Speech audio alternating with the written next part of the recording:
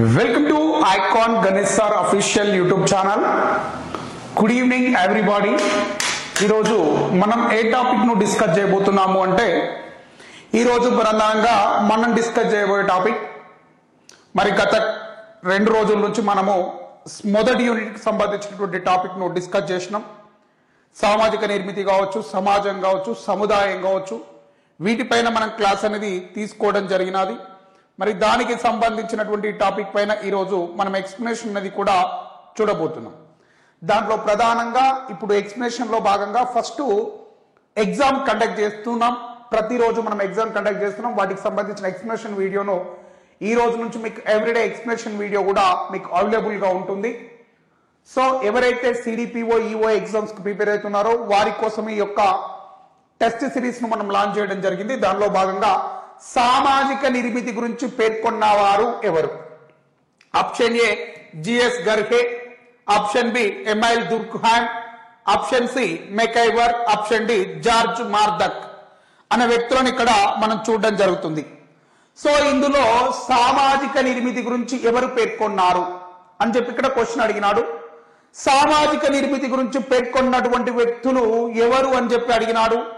మరి ఎవరు పేర్కొన్నారు అంటే జిఎస్ గర్హే గారు, ఎమైల్ దుర్ఖామ్ గారు, మెకైవర్, జార్జ్ మార్దక్.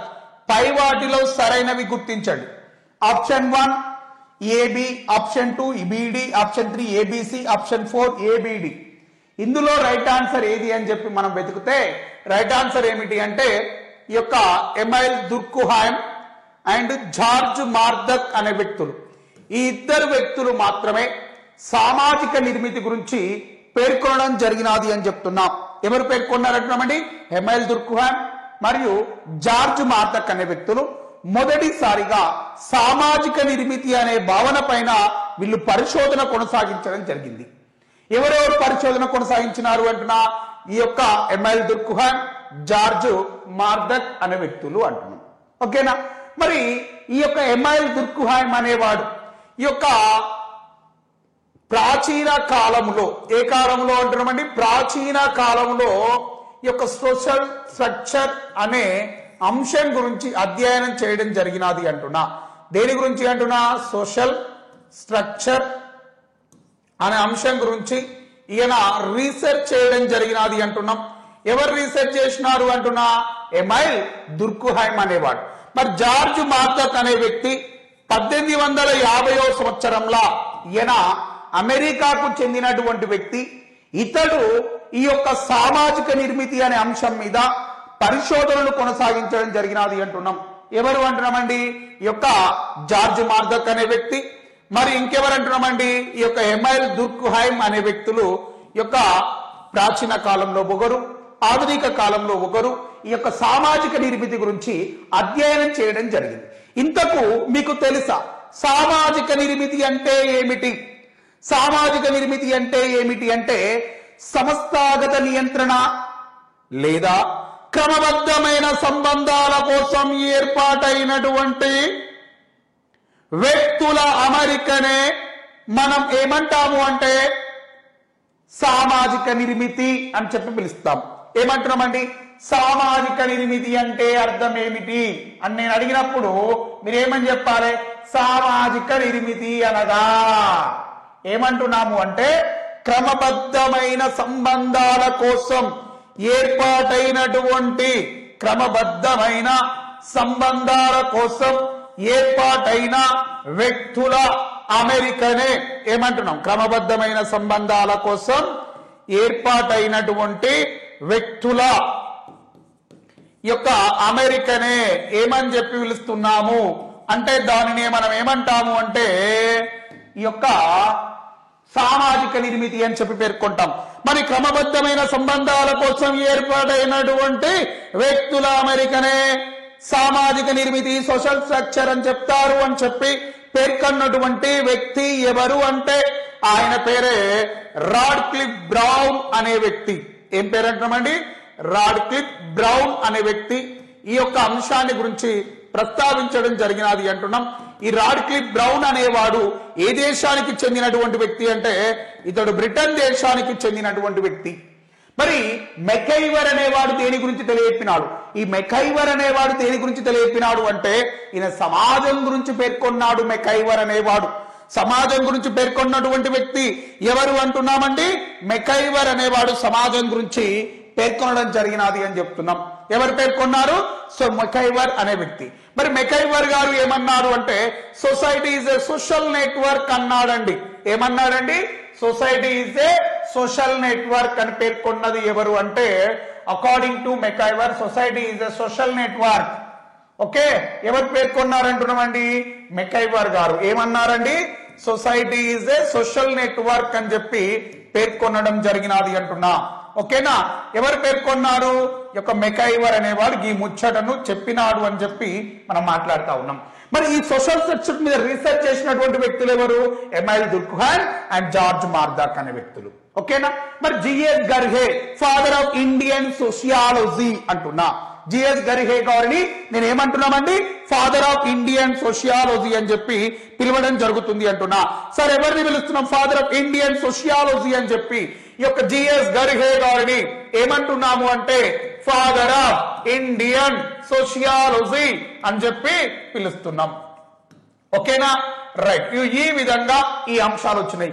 సామాజిక నిర్మితి గురించి పేర్కొన్నటువంటి వ్యక్తులు ఎమైల్ దుర్ఖాన్ అండ్ జార్జ్ మార్దాక్. సో ఇక్కడ ఆన్సర్ ఏమిటి అంటే option 2 is the right answer గా మనం గుర్తుపెట్టుకోవాలి. ఏదండి ఇక్కడ రైట్ ఆన్సర్ వచ్చేసి option 2 is the right answer అని చెప్తున్నాం. ఓకేనా? నెక్స్ట్ గా పోతే మరొక క్వశ్చన్ లోకి వెళ్తున్నాం. సామాజిక నిర్మితిలో కీలక పాత్ర వహించే అంశాలు ఏమిటి? ఆప్షన్ ఏ సామాజిక విలువలు, ఆప్షన్ బి సంస్థలు, ఆప్షన్ సి సముదాయాలు, ఆప్షన్ డి సాంస్కృతిక విలువలు. సరైన వాటిని గుర్తించండి. Option 1 AB, BC, ABC, ABD. ఇందులో రైట్ ఆన్సర్లు ఏమైనా ఉంటే మీరు ఆన్సర్ చేయండి. మీ ఆన్సర్ కోసం నేను వెయిట్ చేస్తున్నాను. రైట్, అందరూ ఆన్సర్ చేయాలమ్మా ఫాస్ట్. రైట్, అసలు ఈ సోషల్ స్ట్రక్చర్ గురించి మనం మాట్లాడుకుంటున్నాం. మరి ఈ యొక్క ఎలిమెంట్స్ ఆఫ్ సోషల్ స్ట్రక్చర్ ఏంటి? మరి డెఫినేషన్ ఆఫ్ సోషల్ స్ట్రక్చర్ ఏంటి? మరి సమాజానికి ఒక లక్ష్యాలు ఉంటాయి. ఆ లక్ష్యం కోసమే వ్యక్తి పని చేయడం జరుగుతుంది. సామాజిక నిర్మితిలో మూలకాలు ఏంటి? ఎలిమెంట్స్ ఏమున్నాయి? అసలు సామాజిక నిర్మితి అంటే ఏంటి? ఇంతకుముందు క్వశ్చన్ లో చెప్పినాను. ఈ యొక్క క్రమబద్ధమైన సంబంధాల కోసం ఏర్పాటైన వ్యక్తుల అమరికనే మనము సోషల్ స్ట్రక్చర్ అని చెప్పినాం. మరి ఇందులో రైట్ ఆన్సర్ మీరు ఎవరు చెప్తలేరు కాబట్టి నేనే చెప్తాను ఇక చూడండి. రైట్, సామాజిక విలువల, సాంస్కృతిక విలువల.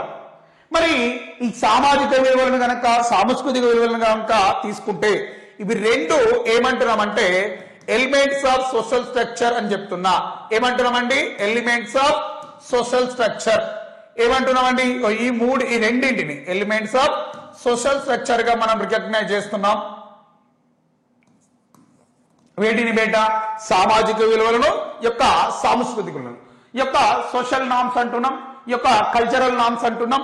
ఈ రెండు దేనికి సంబంధించినవి అంటే ఈ యొక్క నామ్స్ అనేటివి దేనికి సంబంధించి ఈ యొక్క వాల్యూస్ అనేటివి అంటే ఇవి ఎలిమెంట్స్ గా పేర్కొంటున్నాం. దేని యొక్క ఎలిమెంట్స్ అంటున్నా? యొక్క సోషల్ స్ట్రక్చర్ యొక్క ఎలిమెంట్స్, సోషల్ స్ట్రక్చర్ యొక్క మూలకాలుగా వీటిని గుర్తిస్తున్నాం. మరి ఇక్కడ ఏమన్నాడు? సామాజిక నిర్మితిలో కీలక పాత్ర పోషించేవి ఏంటి అంటే ఒకటి ఇన్స్టిట్యూషన్స్, కమ్యూనిటీస్. ఏమంటున్నామండి? ఇక్కడ ఇన్స్టిట్యూషన్స్ అంటున్నాం. మరి ఇక్కడ ఎలాంటి ఇన్స్టిట్యూషన్స్ ఉంటాయి? డిఫరెంట్ టైప్స్ ఆఫ్ ఇన్స్టిట్యూషన్స్ ఉంటాయి. అవి పొలిటికల్ ఇన్స్టిట్యూషన్స్ కావచ్చు, ఎడ్యుకేషనల్ ఇన్స్టిట్యూషన్స్, ఫైనాన్స్ ఇన్స్టిట్యూషన్, అంటే ఇలా అనేక రకాల సంస్థలు ఇందులో కనిపిస్తాయి. Communities, different types of communities. Have 3 types of community. That one is rural community, tribal community, urban community. ఇవన్నీ మనకు ఈ యొక్క సముదాయాలుగా పేర్కొంటున్నాం. మరి ఈ యొక్క సోషల్ స్ట్రక్చర్ లో మనకు ప్రధానంగా కనిపించేటివి ఏమిటి అంటే individuals and groups and communities, institutions, social institutions, associations, యొక్క role of women and men and status and level. ఇవన్నీ ఎవరికి సంబంధించినవి అంటే సామాజిక నిర్మితిలో మెయిన్ రోల్, కీ రోల్ తీసుకునేటువంటి అంశాలు ఇవే. ఓకేనా? Right, concept of social structure అంటున్నాం. దీంట్లో ప్రధానమైనవి మనం దేన్ని తీసుకుంటున్నాం అంటే ఒకటి యొక్క సముదాయాలు, రెండోది ఏమంటున్నామండి యొక్క సంస్థలు. సో ఆన్సర్ ఏమిటి అంటే option 2 is the right answer అంటున్నాం. ఏదండి ఇక్కడ right answer? Option 2 is the right answer గా మనం తీసుకోవాలి. సో ఇక్కడ సామాజిక నిర్మితిలో కీలక పాత్ర పోషించేవి ఏమిటి అంటే ఒకటి వ్యక్తులు అంటున్నాను, రెండోది సమూహాలు అని చెప్తున్నాను. ఏమంటున్నామండి? వ్యక్తులు అంటున్నాము. ఓకేనా? నెక్స్ట్ ఇంకేమంటున్నామండి? వ్యక్తుల తర్వాత మనం ఇంకేం చూస్తున్నాము అంటే యొక్క వ్యక్తులు, దీని తర్వాత ఏమంటున్నామంటే గ్రూప్స్ అని చెప్పి పిలుస్తున్నాం. ఓకేనా? నెక్స్ట్ దీని తర్వాత ఇంకేమంటున్నామంటే సముదాయాలు. ఇవన్నీ కీలక పాత్రను పోషిస్తాయి అని చెప్తున్నాం. ఏమంటున్నాం? సముదాయాలు అంటే రూరల్ కమ్యూనిటీ, అర్బన్ కమ్యూనిటీ అని చెప్పి పిలుస్తూ ఉంటాం, ట్రైబల్ కమ్యూనిటీ. నెక్స్ట్ ఇంకేమంటున్నాము అంటే ఇన్స్టిట్యూషన్స్ అని చెప్పి పిలుస్తున్నాం. ఏమంటున్నాం సార్? ఇన్స్టిట్యూషన్స్, సంస్థలు అంటున్నాం. ఇంకేమంటున్నాం అంటే సంఘాలు, అసోసియేషన్స్ అంటున్నాం. ఏమంటున్నామండి? అసోసియేషన్స్ అని చెప్పి పిలుస్తున్నాం. వీటితో పాటు ఇంకేమంటున్నాం అంటే ఈ యొక్క సోషల్ ఇన్స్టిట్యూషన్స్ అంటున్నాం. Next role of men and women అని చెప్తున్నాం, స్టేటస్ అంటున్నాం, లెవెల్. ఇవన్నీ వీరికి సంబంధించినటువంటి అంశాలుగా మనం గుర్తుపెట్టుకోవాలి అని చెప్తున్నాం. ఎవరికి సంబంధించినవి అంటున్నామంటే ఇవన్నీ ఈ యొక్క సోషల్ స్ట్రక్చర్ కి సంబంధించినటువంటి కీ రోల్ తీసుకునేటువంటి ఈ యొక్క అంశాలుగా మనం వీటిని గుర్తించడం జరుగుతుంది. ఓకేనా? నెక్స్ట్ ఇందులో రైట్ ఆన్సర్ ఏంటిది? ఆప్షన్ 2. నెక్స్ట్ క్రింది వానిలో సరికానివి గుర్తించండి. Option A rule of sociological existence, పుస్తక రచయిత ఎమైల్ దుర్ఖాన్. సమాజ అవసరాలలో ప్రధానమైనది ప్రత్యుత్పత్తి అవసరం. సమాజ అవసరాలను వివరించినది మలినోస్కీ. ఆప్షన్ డి ఆల్, పైవన్నీ. ఇందులో సరికానివి ఏవి అని అడిగినాడు. ఆప్షన్ డి పైవన్నీ. సో ఇందులో రైట్ ఆన్సర్ ఏంటో చెప్పండి అమ్మా. సో నేనే ఇప్పుడు చెప్తాను ఇందులో రైట్ ఆన్సర్ ఏమిటి అంటే. రైట్ ఇక్కడ చూడండి, రూల్ ఆఫ్ సోషలాజికల్ ఎగ్జిస్టెన్స్ అనే పుస్తకాన్ని ఎవరు రాసినారు అంటే ఎమైల్ దుర్ఖాయిమ్ అనేవాడు రాయడం జరిగినది అంటున్నాం. సార్ ఎవరు రాసినారు సార్? ఎమైల్ దుర్ఖాయిమ్ అనేవాడు ఈ పుస్తకాన్ని రాసింది. ఇక్కడ దాకా క్లారిటీ ఉంది. నెక్స్ట్ సమాజ అవసరాలలో ప్రధానమైనది ప్రత్యుత్పత్తి అవసరం. మరి సోషల్ నీడ్స్ గనక వెతికినట్లయితే అందులో పాపులేషన్ ఉంటుంది. ఈ పాపులేషన్ జనాభాకు సంబంధించి కొన్ని ప్రత్యేకమైనటువంటి అవసరాలు ఉంటాయి. ఒకటి న్యూట్రిషనల్ ఫుడ్ అనేది అందించాలి, న్యూట్రిషన్ ఫుడ్ అందించాలి, ప్రొడక్షన్ అందించాలి, అండ్ రిప్రొడక్షన్ అనేది కూడా, అంటే యొక్క ప్రత్యుత్పత్తి అవసరం. అంటే ఈ అవసరం కూడా మనిషికి పరస్పరం కనిపిస్తా ఉన్నది అని చెప్పి మనం మాట్లాడుతూ ఉంటాం. ఓకేనా? ఈ విధంగా మనము వీటిని చూడడం జరుగుతూ ఉంది అంటున్నాం. అంటే ఈ యొక్క మనిషి యొక్క అవసరాలు, సోషల్ నీడ్స్ ఏంటి అని చూసినట్లయితే సమాజం యొక్క అవసరాలనే మనం సోషల్ నీడ్స్ గా పేర్కొంటున్నాం. అందులో ఒకటి పాపులేషన్ కు సంబంధించి, జనాభాకు సంబంధించి కొన్ని అవసరాలు ఉంటాయండి. ఒకటి ఏమంటున్నామండి? మంచి ఫుడ్ అనేది వాడికి అందించాలి. రెండోది ఏమంటున్నామండి? వానికి ఒక ప్రొటెక్షన్ అనేది కల్పించాలి. ఇక్కడ ఒక మనిషికే చూస్తున్నామా? నో సార్, ఒక మనిషితో పాటు జంతువు కూడా ఒక ప్రొటెక్షన్ అనేది ఇక్కడ అవసరం అవుతుంది సార్. అవునే కదా? ఎస్. ఇకపోతే నెక్స్ట్ ఇక్కడ ఇంకా ఏం చెప్తున్నాను మీకు? ఫుడ్ అండ్ ప్రొటెక్షన్ అండ్ యొక్క ప్రత్యుత్పత్తి వ్యవస్థ అని చెప్తున్నాం. అంటే ప్రత్యుత్పత్తి అవసరం. ఇవన్నీ మనకి ఇక్కడ మెయిన్ నీడ్స్ గా మనం పేర్కొంటున్నాం.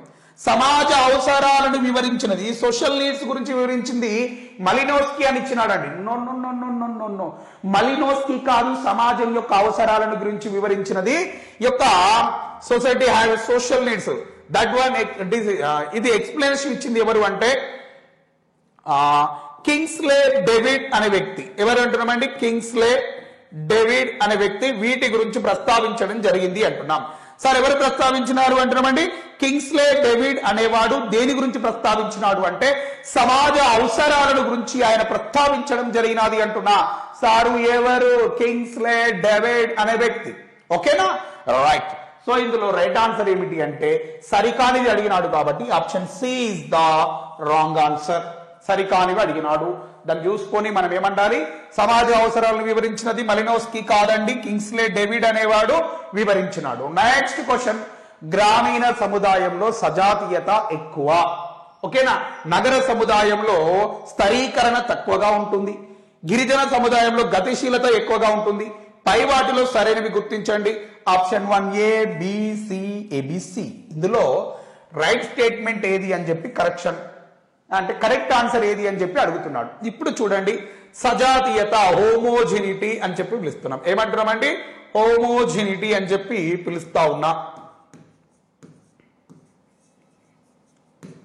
ఓకేనా? ఇది ఎక్కడ ఎక్కువగా ఉంటుంది అంటే సజాతీయత గ్రామాలలో అధికంగా ఉంటుంది అంటున్నాం. ఓకేనా?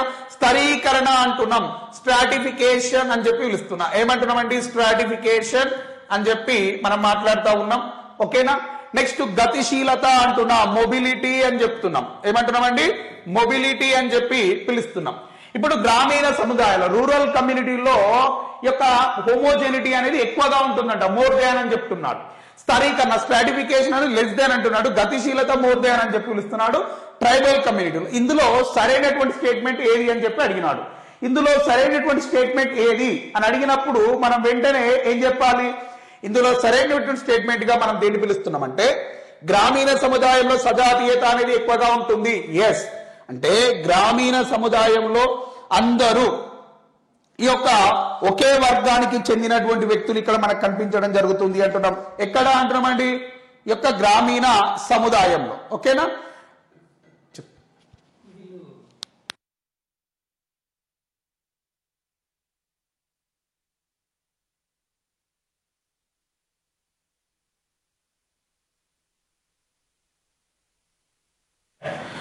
ఇప్పుడు గ్రామీణ సముదాయంలో సజాతీయత ఎక్కువగా అని చెప్పి వీళ్ళు పేర్కొనడం జరిగింది. ఏంటి సార్ ఇంతకు సజాతీయత అంటే అర్థం ఏమిటి అని మీకు ఒక డౌట్ ఉంటుంది.